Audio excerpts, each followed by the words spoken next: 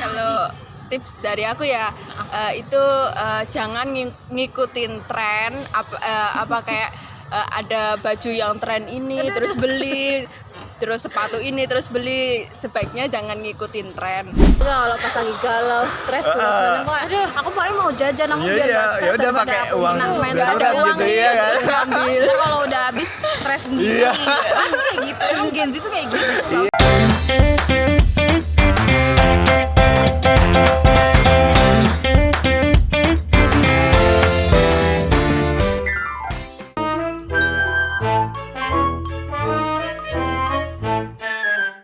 Selamat pagi teman-teman semuanya.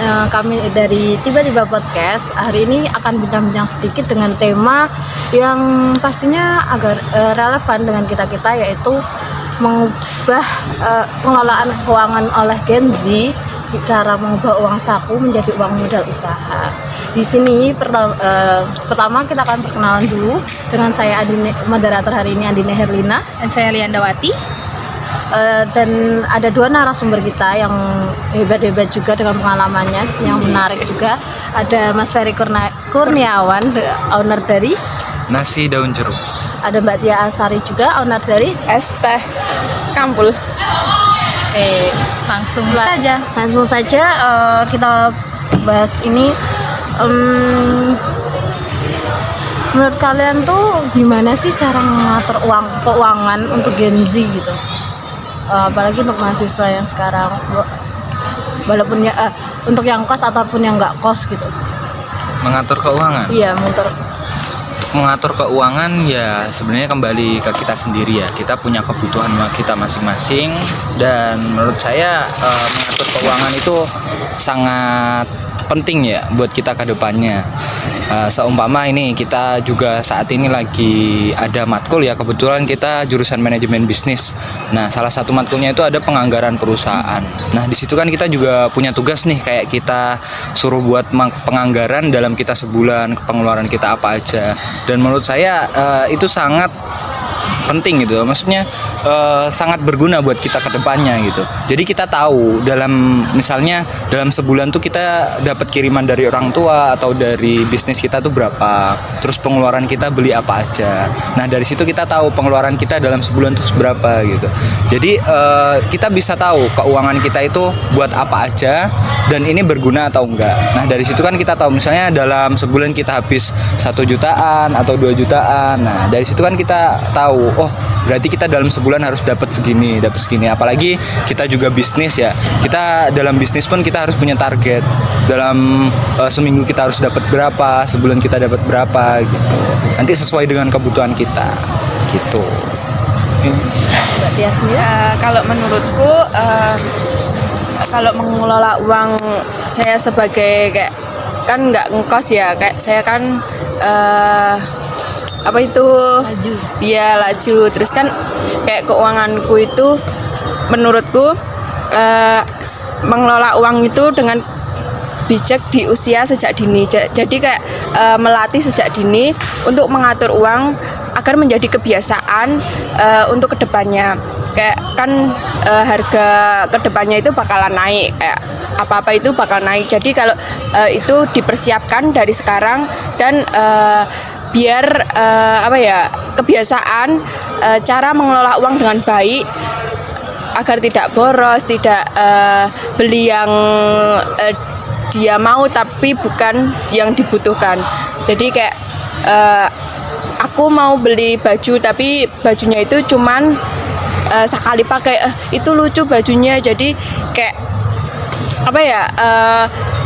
memenuhi keinginan bukan kebutuhan. Jadi itu harus lebih mengatur keuangannya, itu lebih gimana caranya lebih baik biar kedepannya itu bisa jadi kayak investasi kedepannya gitu loh.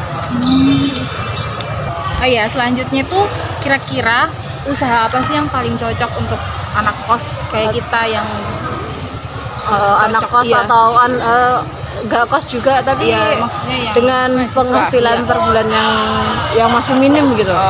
Kalau menurutku ya usaha itu nggak harus mulai dari besar dulu, apa langsung gede usahanya, tapi bisa kecil dulu, kayak contohnya just tip itu ya, just tip kan kayak tergantung uang kita mau Modalnya. buka kita buka just tip berapa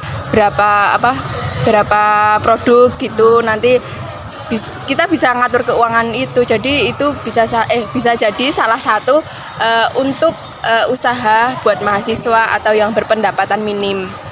Menurutku itu sih. Kalau menurutnya Ferry? Mas Ari Oke. Menurutku ya, kalau keuangan tersebut ya, usaha yang cocok buat Gen Z.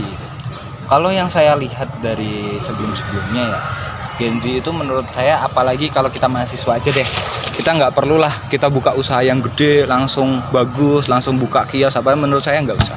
Mending kita menjualkan produk orang lain. Jadi ibaratkan kita tuh sebagai reseller ya. Nah, menurutku mending kayak gitu.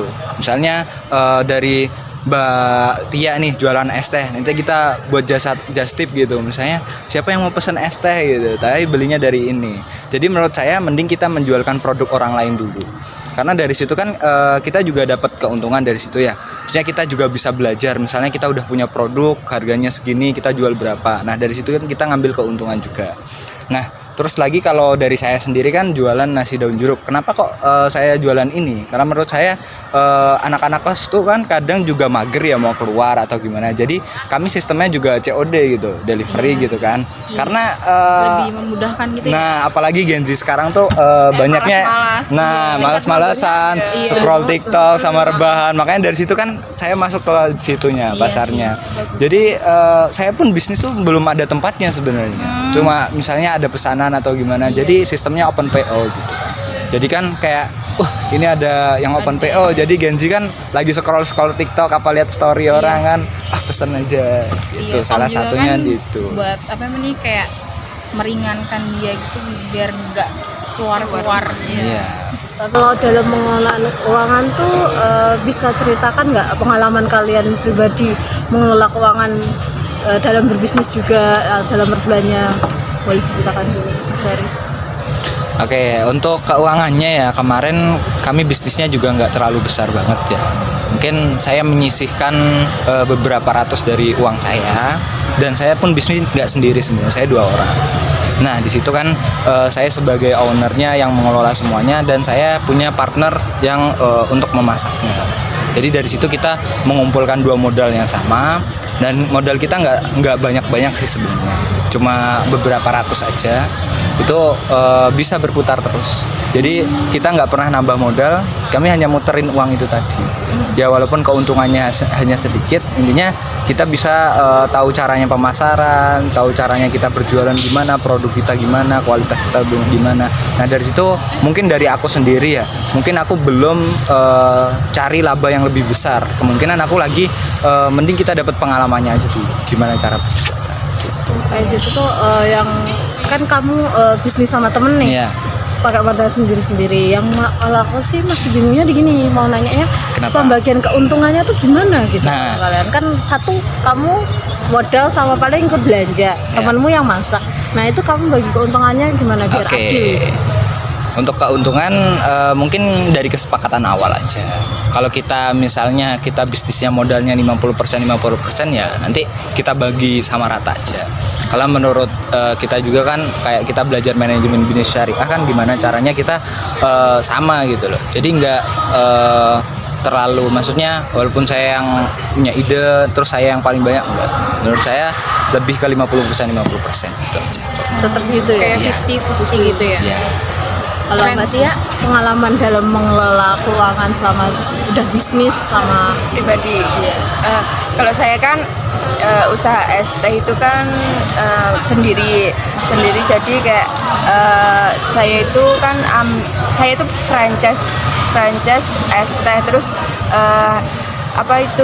keuangannya itu kalau per bulan itu buat beli bahan bakunya itu sekitar kurang lebih 3 jutaan itu buat beli bahan bakunya. Nah terus kan buat nyewa tempatnya itu juga per bulannya kan 200. Jadi saya itu ngambil duit pribadi itu setelah keuangan di bisnis itu semua terpenuhi, terus kan ada kayak kelebihannya, lah Iya. itu saya ambil, itu keuntungannya itu untuk pribadi saya. Jadi nggak netap gitu ya? Iya, penjualan. nggak netap, jadi kayak tergantung penjualannya. Kalau franchise kayak gitu berarti kan kamu ngeluarin modal awal buat nyewa food trucknya itu kan, yang gerainya itu dari aku sana paketan kan kayak gitu. itu aku langsung beli Tempatnya itu. langsung beli, bukan nyewa tapi beli franchise sekalian. beli. Iya, beli. Jadi kayak kalau franchise itu sekali beli terus tapi produknya terus menerus belinya, tapi itu pusatnya itu udah nggak mau ikut campur tentang keuangannya itu loh, jadi keuangannya itu diserahkan milik ke- milik yang franchise itu. Tapi buat kayak bahan tiap bulannya belinya Iya, ke situ atau iya. beli sendiri? Ke situ, ke pusatnya. Ke pusat Iya. itunya. Selama mengelola ini kalian pernah nggak sih ngalamin kesulitan atau trouble gitu kan, kayak kok pengeluaranku banyak banget sih bulan ini padahal pemasukannya tuh nggak ada. Iya. Atau pemasukannya cuma minim gitu, kayak dari mana ya uangnya gitu kan. Itu problem yang kita banget alamin, apalagi Iya. tiba-tiba aku beli ini dari mana ya uangnya. Iya. baru Tidak baru sadar sadar. gitu kan. Kayak gitu pernah nggak sih? Banyak dulu. Pernah sih kayak mikir pas itu budgeting kan ada tugas toh. Lah itu pengeluaranku segini tapi kok uangku cuma segini, lah ini lebihnya dari mana, itu masih bingung. Makanya kayak mikir-mikir terus tak hitung-hitung, ternyata uang yang pengeluaran kelebihan itu kayak aku ngambil dikit dari itu dari ST itu, jadi kayak nggak kehitung semua, jadi Berarti makanya kok penghasilan pribadiku itu dimasukin ke budgeting itu cuma segini tapi pengeluarannya itu segini banyaknya, ternyata saya itu ngambil di situ, makanya masa uang datang sendiri. Jadi kan kalau Iya, kayak begitu gitu aja. keuangan dari franchise-mu 1 bulan itu masih udah kekurang kan? Iya. Belum bukan full gitu kan? Kalau Mas Ferry sendiri? Pengeluaran ya, emang kadang-kadang kita juga nggak tahu ya, maksudnya kok tiba-tiba habis gitu, perasaan kemarin masih ada segini gitu kan. Ya kalau aku dengan seperti itu sih, aku mengecilkan keinginanku beli sesuatu gitu. Misalkan bisnis kita nggak nutup di situ, ya mau nggak mau aku harus mengecilkan keinginanku. Contohnya semisal yang harusnya modalnya segini, tapi karena keuanganku juga nggak stabil, kadang aku ngambil juga sedikit gitu dari modal kita. Nanti pastinya kalau aku sendiri itu pasti tak balikin. Dan untuk keuanganku biasanya kalau kayak gitu terdesak atau apapun, aku pasti punya dana darurat.